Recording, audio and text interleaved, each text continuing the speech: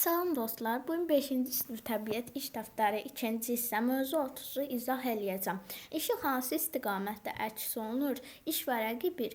İşığın güzgüdən əks olması. Səhifə 29, 30 və 31. Gəlin birinci tapşırığa baxaq. İşığın əks olmasını göstərən diaqram boşluqlara uyğun sözləri yazmaqla tamamlayın.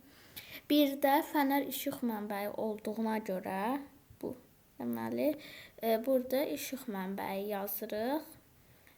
Daha sonra burada düşən şüa təsvir olunur. Yəni fənərdən düşən şüa, fənərin səthə düşən şüası. 2-də düşən şüa yazırsınız.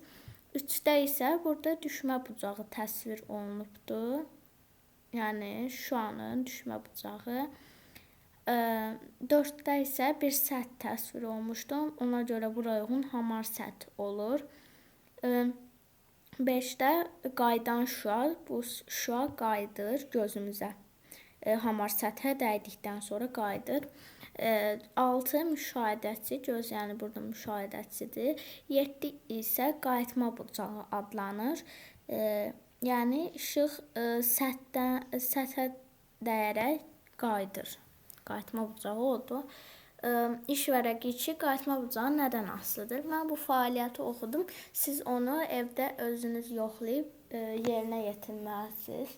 Deməli, fəaliyyətdəki kimi birinci addımda şəkildə təsvir olunub şəkil və siz onu evdə hazırlayırsınız. Sonra isə yoxlayıb nəticələrinizi və yazırsınız və tapşırıqlarda işləyirsiniz.